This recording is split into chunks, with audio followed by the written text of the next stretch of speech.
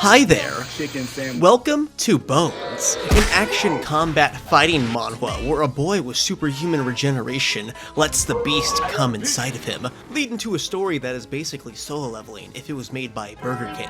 Bones is quite possibly one of the most stereotypical, nonsensical, revenge power fantasy manhwas I have ever read, yet despite it being objectively trash, I kind of love it, and now I am here to participate to you how Bones is the most insane manhwa that I cannot stop reading. All was peaceful in the world of Earth, until 10 years ago, otherworldly gates opened up and unleashed monsters across the world. This sounds rather familiar. In response, humans began awakening with special magical powers in order to fight the monsters, which is a concept that has never ever been done before. Meet King Ji-young, a young man who goes to Awakened Specialization High School. He contains an S-rank regeneration ability that lets him recover from any injury, but as a trade-off, it also causes indescribable pain and leaves his body with scars. Just like in every high school webtoon, he gets bullied by the rich kids, and by bullied, I mean mutilated and brutalized. You see, in this world, S-rank hunters gain special privileges due to their powers and can kind of just get away with bad stuff. Kind of like in real life. Eventually, the bullies attack King Ji-young's hot single mother and turn her into a not-so-hot marginalized vegetable. So, he goes to take revenge, but instead gets turned into a hamburger. While getting his ass beat, a blood gate opens up. What's a blood gate? A blood gate is like a regular gate, but really bad. So bad, in fact, that no one who enters one has ever left it alive. So obviously they throw him into it, and for the next 5 years, King Ji-young is torn into shreds by the monsters inside, forced to regenerate, and then ripped apart again in an endless bloody cycle, until he eventually becomes the beast. Afterwards, he satisfies every 15-year-old incel's dream by returning to exact revenge on the bullies, who are now famous and well known for their kindness, whatever the fuck that means. That is essentially the introduction to Bones, the most bare-bones setup for a power fantasy ever. With dollar store world building and stereotypical characters, topped by dialogue that is essentially just the characters shouting profanities at each other. Whoa, you're really hot. What do you think about me? I'm an Awakened. I can make diamonds. Crazy bastard. I'm sorry. Your screen. Oh, how should I pay you? There is no witty dialogue, just verbal nonsense with some basic exposition every now and then, and yet, it's so dumb that I find it very entertaining. Furthermore, it is matched by the art actually being really good. When a fight breaks out, you can feel the movement and impact of every action, and the brutality of the source material adds to it. If you enjoy mindless violence, then you will certainly FW this art style. All of this is then demonstrated when King Ji-young kills the 3 bullies at the TV studio in his new monster form. After being ripped apart thousands of times inside the Bloodgate, his body had reformed harder, better, faster, and maybe even stronger to the point where S-rank hunters are merely nothing to him. After exacting his revenge, he goes back to the hospital where his mom is somehow still being held on life support after 5 years. Just when all hope seems lost, the world's only S-rank healer, Instagram model, walks up to King Ji-young and tells him she and the Korean Hunters Guild somehow knew everything about him being inside a Bloodgate, and was actually the one keeping his mom on life support.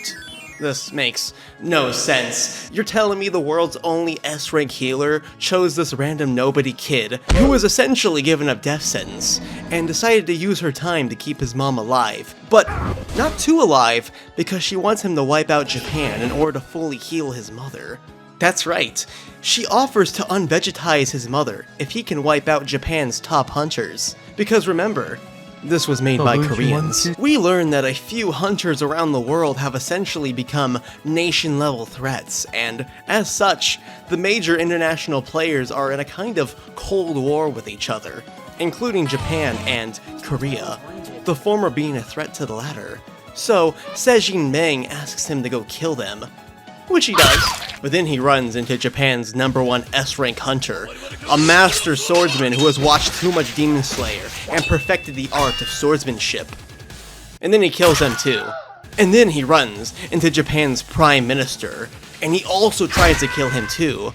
But unfortunately, Japan's Prime Minister is actually a triple S-rank hunter, rank 0, who's basically Fleet Admiral Akai Inu and can turn into magma. Let me remind you, we are on the 3rd chapter of this manhwa, and we are already fighting what is essentially solo leveling's equivalent of national level hunters. Remember how long it took for Sung Jun Woo to reach the levels of Thomas Andre? Well, who the fuck wants to wait? I want to see them fight already! Chapter 4 consists of the genuinely tubular fight between King Ji-young and the Prime Minister, Ryuzaki Juto, who is kind of a Giga Chad that beats the shit out of the main character over and over again with his Logia-type devil fruit. During this fight, we see the author's main mission statement with their manhwa: to hit every single story beat and battle trope as fast as possible in order to maximize the dopamine hit. You are slapped with the shocking reveal, the nail-biting fight, the humanizing backstory, and the personal stakes. For this brief moment, I was genuinely invested into the narrative, as in, there was actually one now. You begin to more and more root for the Japanese hunters with King Ji-young's portrayal as an unstoppable killing machine.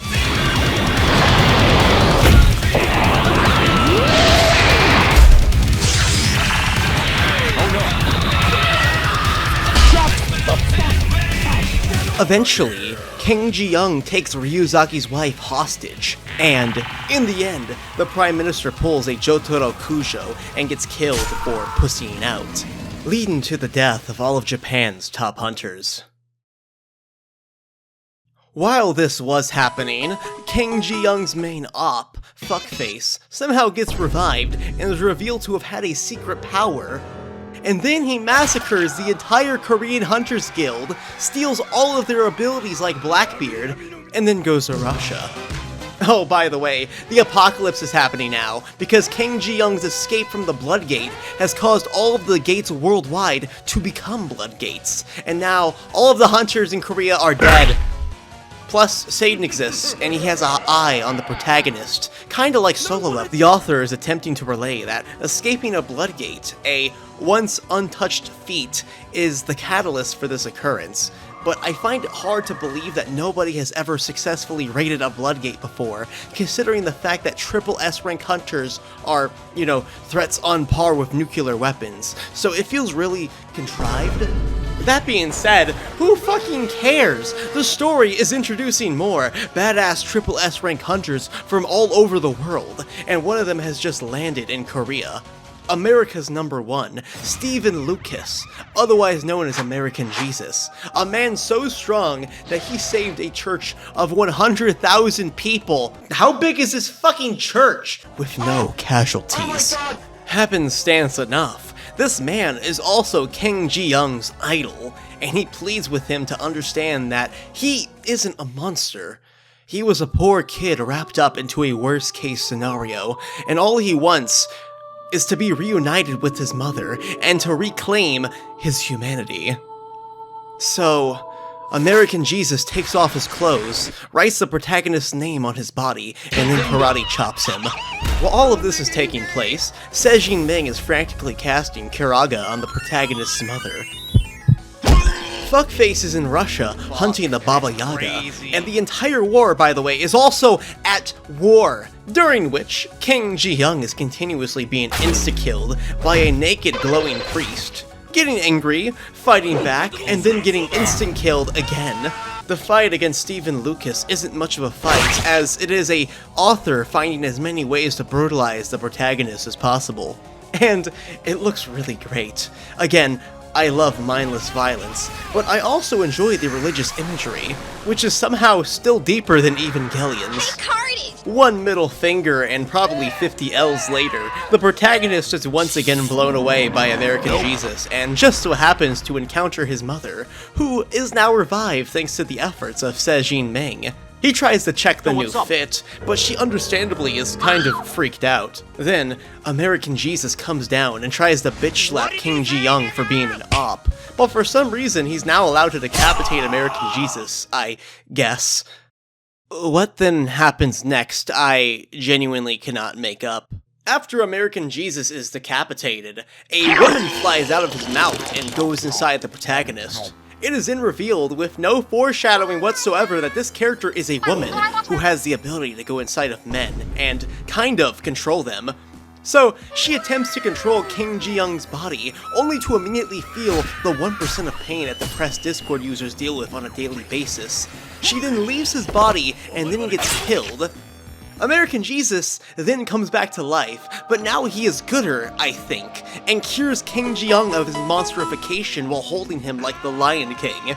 American Jesus then flies up into the sky and becomes an angel, and then summons an entire army of knights out of the sky, and they wipe out every single monster and bloodgate on the entire planet in a glorious display of beams of light as families, children, and black people pray around the world out of pure piety and awe. Accomplishing his divine mission, American Jesus saves the world with the power of Christianity and then fades away, telling the protagonist to keep pushing forward, no matter how perilous his future trials may be, no matter how horrible fate is. For the sake of the world and for the people he loves, King Ji-young must be steadfast against what comes his way. What's so dreadful? What's so cruel? My body's back, so it's all solved. I can finally go see.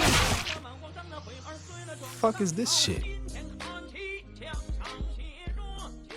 That is where I'm leaving off for now, because I have better things to do than to recap a manhwa. If you want to see more of this manhwa, then please go read it right now, because believe it or not, it actually goes even more off the rails. This video has covered about 12 chapters, and there are about 30 out right now at the time of this production. The link is in the description, so go read it! Anyways, click on this video right now, but also remember to like this video and subscribe for more dopamine reception. Anyways, bye!